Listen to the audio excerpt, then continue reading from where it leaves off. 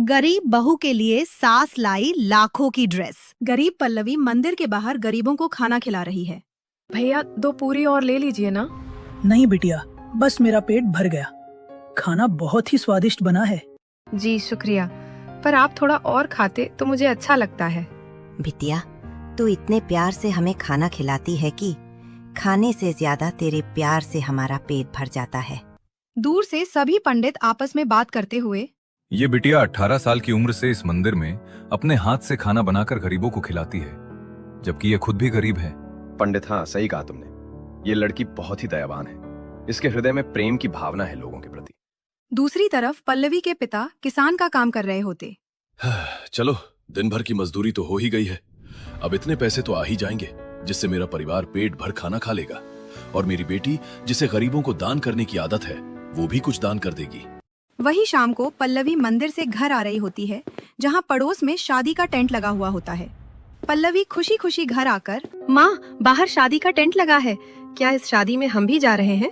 हाँ बेटी, न्योता तो हमें भी मिला है। जा, तू भी तैयार हो जा। माँ, पर मेरे पास तो अच्छी ड्रेस ही नहीं है, मैं क्या पहनूं? तभी पड़ोस की 2 लड़कियाँ शिखा और निधि अच्छे कपड़ों में तैयार होकर पल्लवी के दरवाजे पर आती है। पल्लवी, तू तैयार हो गई पार्टी में जाने के लिए? नहीं, मैं नहीं आ रही हूँ। मेरे पास कोई भी अच्छी ड्रेस नहीं है। अरे यार, तेरा तो हमेशा का है। तेरे पास कभी अच्छी ड्रेस नहीं होती। मेरे पास भी नहीं है। कोई बात नहीं, तुम लोग जाओ, मैं नहीं आ रही हूँ। माँ, आप चली जाओ, वरना उन्हें बुरा लगेगा। अब इसी तरह कपड़ों की वजह से पल्लवी को कई पार्टी, फंक्शन, दोस्तों की ट्रिप कैंसिल करनी पड़ती है। इसी तरह एक दिन पल्लवी की फ्रेंड का जन्मदिन होता है। माँ, आज मेरी सबसे खास दोस्त का जन्मदिन है, लेकिन मेरे पास एक भी अच्छी ड्रेस नहीं है। बेटी, खास दोस्त हमेशा खास होते हैं। उनके आगे कपड़ों को थोड़ी देखा जाता है। तेरे पास जो है तू वही पहन के चली जा। अब पल्लवी अपनी माँ की बात मानकर एक साधारण से पुराने सूट में अपने दोस्त के जन्मदिन पर आती है, जहाँ सभी लड़कियाँ उसके कपड़े का मजाक बनाती हैं। ओ गॉड अनुष्का, तुमने इसको अपने बर्थडे पर क्यों बुलाया है? इसकी ड्रेसिंग सेंस देखो जरा। अरे पल्लवी, तुम ऐसे कपड़ों को क्यों आई हो बर्थडे पार्टी में? सब हंस रहे हैं तुम पर।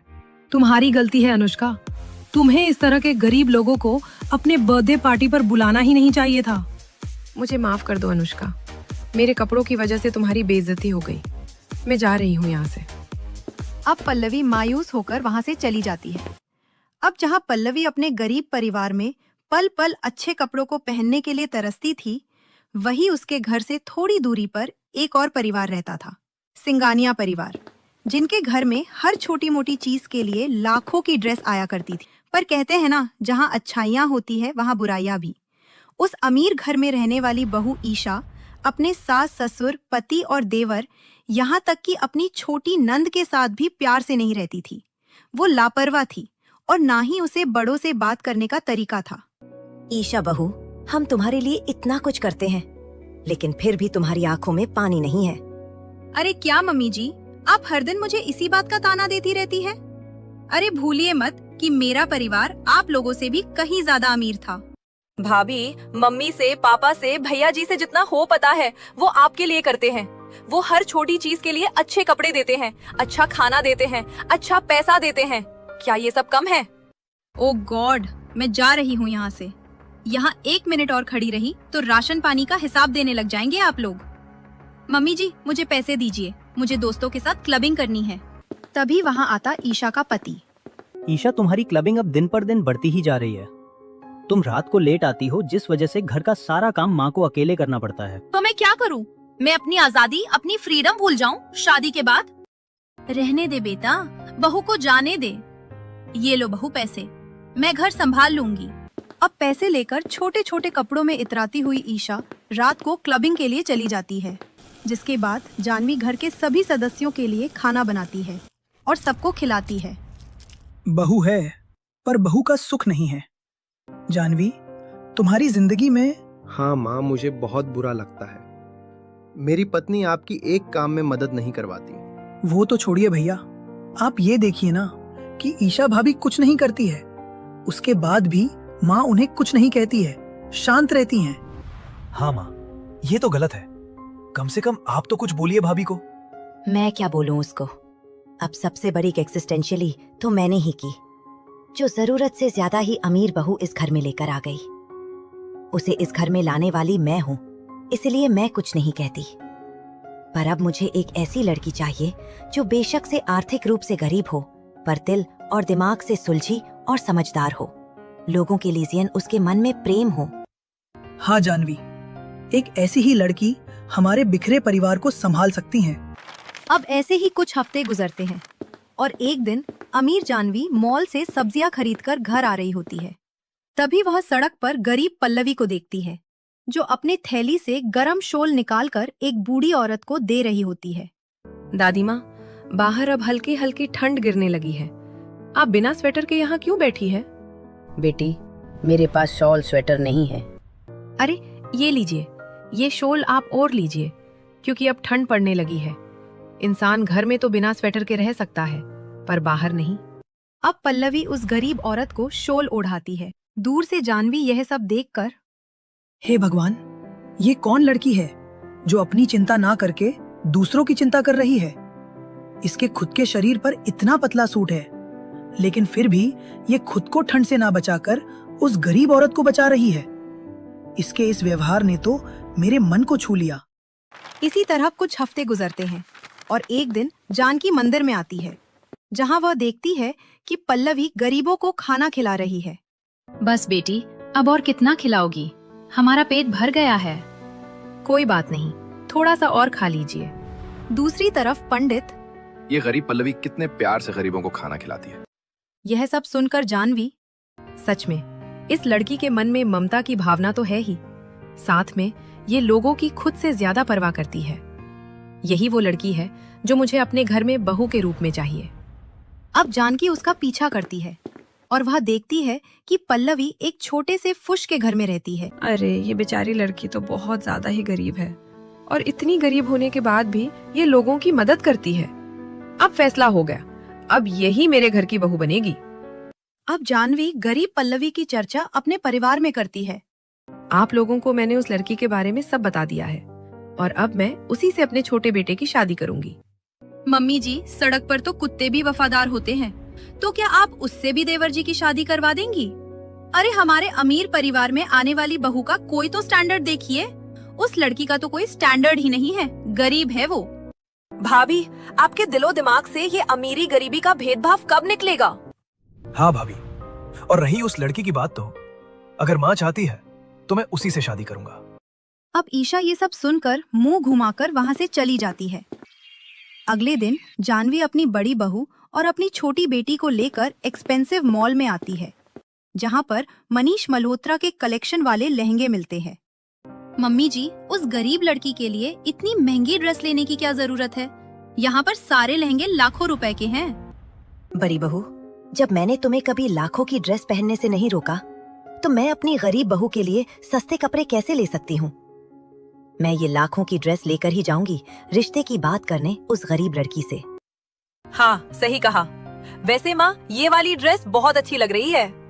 अब जानवी मनीष मल्होत्रा के कलेक्शन से एक डिजाइनर लहंगा पसंद करती है, जो कि लाखों रुपए का होता है। अब अगले दिन जानवी अपने परिवार वालों के साथ लाखों की ड्रेस, गहने, शगुन का सामान, फल फूल लेकर गरीब पल्लवी के घर आती है। पल्लवी की गरीब माँ ये सब देखकर हैरान रह जाती है। अरे, आप लोग कौन हैं? आज से पहले आपको कभी नहीं देखा, और आपके हाथों में ये भव्य ड्रेस और ये गहने, फल फूल, ये सब किसके लिए है?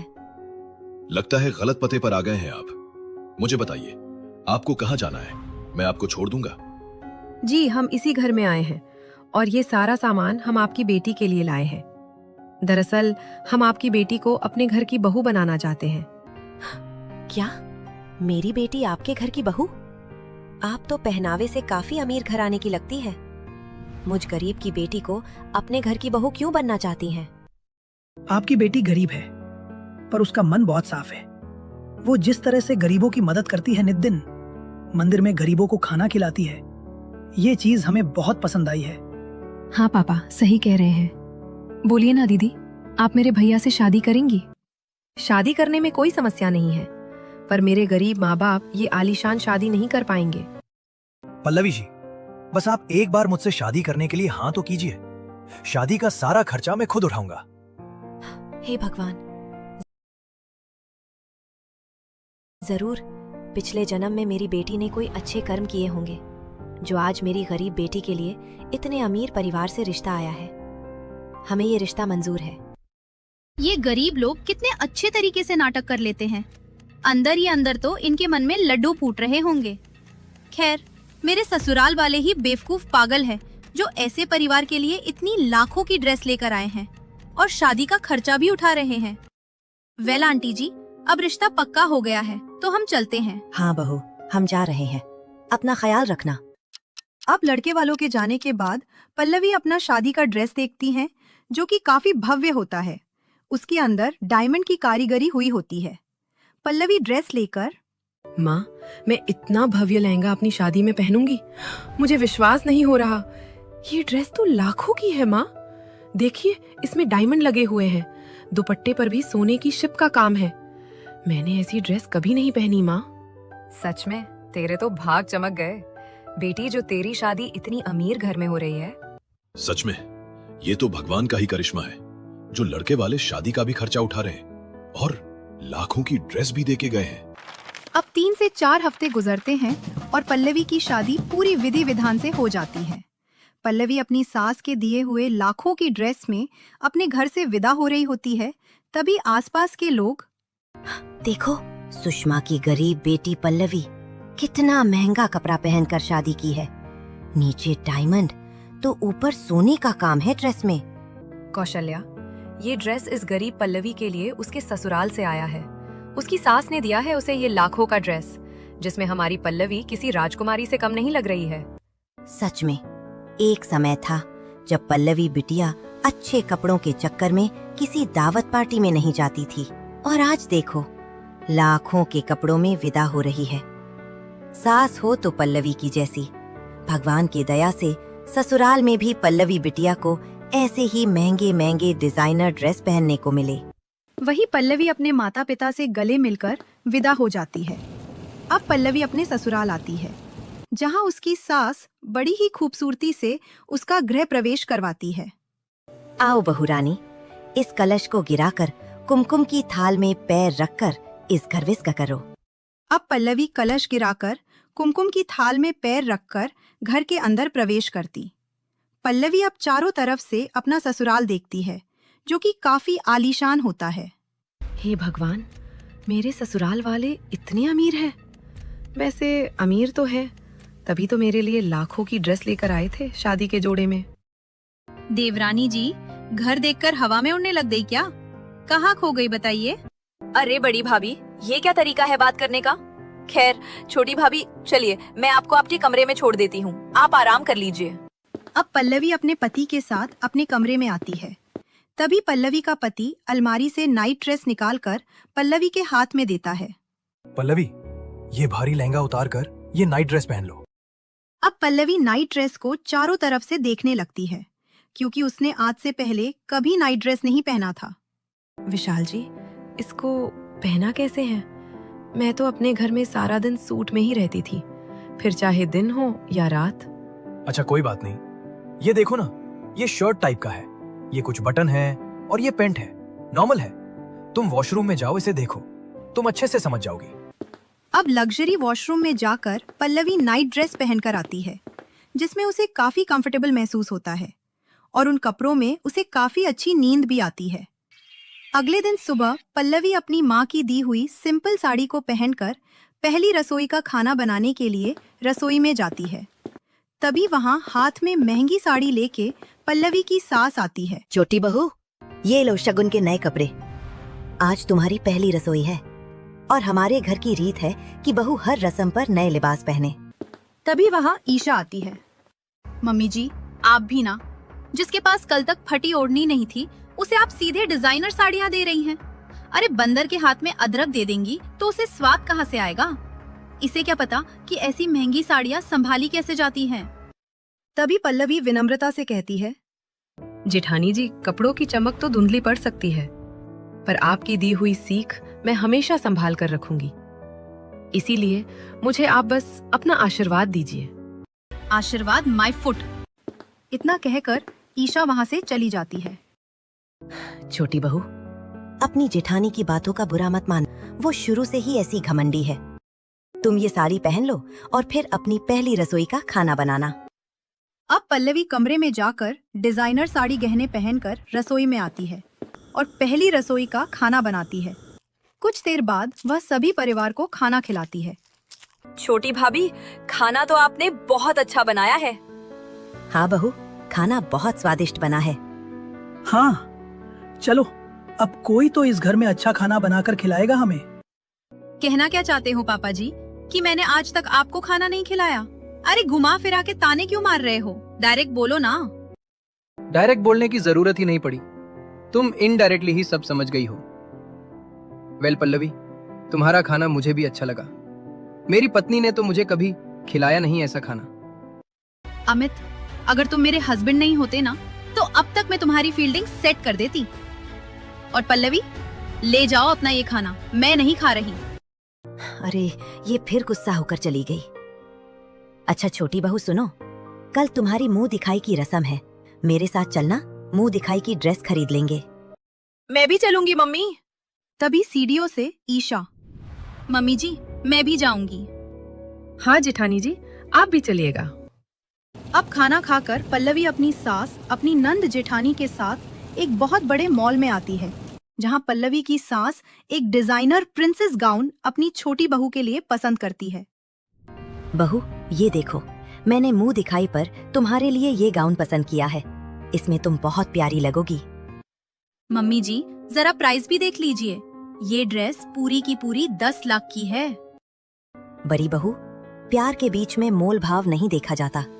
मैं अपनी छोटी बहू से बेहद प्यार करती हूँ और उसके लिए तो मैं लाखों की क्या, करोड़ की भी ड्रेस ले सकती हो। नहीं माँ जी, इतनी महंगी ड्रेस लेने की क्या जरूरत है? शादी का जोड़ा भी आपने करीबन लाखों रुपए का ही खरीदा था। मैं इतने महंगे कपड़े नहीं पहनती। भाभी, आप पहले नहीं पहनती थी, कोई बात नहीं, पर अब आदत डाल लीजिए, क्योंकि आपके ससुराल में सब डिजाइनर और महंगे ड्रेस ही पहनते हैं। इस गरीब लड़की की कुछ ज्यादा ही लॉटरी लग रही है, मेरे ससुराल वालों के साथ रहकर। अब पल्लवी की सास लाखों का डिजाइनर गाउन खरीदकर घर आती है। अगले दिन मुंह दिखाई पर पल्लवी डिजाइनर गाउन को पहन रही होती है, लेकिन वो उसे पहन ही नहीं पाती। हे भगवान, मैंने आज तक कभी ये लाखों की ड्रेस नहीं पहनी। मुझे तो समझ में ही नहीं आ रहा कि इसे कैसे पहनना है। तभी वहाँ पर पिंकी आती है। अरे भाभी, मेहमान आ गए और आप अब तक तैयार ही नहीं हुई। लाइए, मैं आपको तैयार करती हूँ।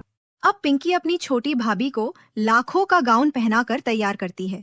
उसके चेहरे पर हल्का मेकअप करती है, गले में डायमंड का नेकलेस पहनाती है, फिर अपनी भाभी को मेहमानों के पास लेकर आती है। मेहमान पल्लवी को देखकर, जानवी, तुम तो बहू बिल्कुल परियों जैसी लेकर आई हो। तुम्हारी बहू तो बिल्कुल परी की तरह लग रही है, खूबसूरत परी। हाँ सच में, ड्रेस भी काफी महंगी लगती है बहू की। हाँ महंगी तो है, मैंने पूरे 10 लाख की ड्रेस दिलाई है अपनी बहू को मुंह दिखाई पर। अरे वाह, ऐसी सास तो सबको मिले जो अपनी बहू को लाखों के कपड़े पहनाती हो। वैसे तुम्हारी छोटी बहू पर ये लाखों के कपड़े सूट भी कर रहे हैं। ये गरीब लड़की इतनी तारीफों के काबिल नहीं है जितना ये लोग कर रहे हैं। अब मेहमान वाले पल्लवी को देखकर वहाँ से चले जाते हैं। इसी तरह कुछ दिन बाद पल्लवी अपनी माँ से भी मिलने जाती है, जहाँ उसकी माँ अपनी बेटी को सुंदर कपड़ों में देखकर बहुत खुश होती है। इसी तरह कुछ हफ्ते गुजरते हैं और पल्लवी अपने ससुराल में खुश रहने लगती है। लेकिन ईशा को ये सब बिल्कुल भी बर्दाश्त नहीं हो रहा होता है। लेकिन फिर एक रात ईशा क्लबिंग करके घर आती है और घर के अंदर घुसते ही उल्टियां करने लगती है। जेठानी जी, आप ठीक तो है ना? अरे दूर हटो तुम्हें देखकर तो मेरा नशा ही फट जाएगा। अब पल्लवी अपनी जेठानी की एक नहीं सुनती और चुपचाप फर्श पर गिरे हुए उल्टी को साफ करती है। उसके बाद ईशा को सोफे पर बिठाती है, उसे नींबू पानी देती है और सारी रात उसके पैरों के हाथों की मालिश करती रहती है। अगले दिन जब ईशा उठती है तो वो देखती है कि पल्लवी फर्श पर सो रही है। तभी वहां पर अमित आता है और फोन में ईशा को कल रात की रिकॉर्डिंग दिखता है, जिससे ईशा को पता चलता है कि उसकी देवरानी ने किस किस तरह से उसकी सेवा की है सारी रात। इतने में पल्लवी उठ जाती है। दीदी अब आप ठीक हो? बोलो ईशा, चुप क्यों हो? देवरानी जी, मुझे माफ कर दो। मैं तुम्हें हर वक्त परेशान करती थी, तुम्हें ताने देती थी। उसके बाद दी तुम सारी रात जग के मेरी केयर कर रही थी। जेठानी जी, आप बड़ी है मुझसे, आप मुझे कुछ भी कह सकती हैं। मैंने उन बातों को कभी दिल से नहीं लगाया, न ही बुरा माना। मुझे माफ कर दो पल्लवी, तुम सच में बहुत अच्छी हो। अब इस दिन के बाद से पल्लवी की जेठासी भी उससे बहुत प्यार करने लगती है और साथ ही पल्लवी के साथ रहते रहते अपनी सारी गंदी आदतें भी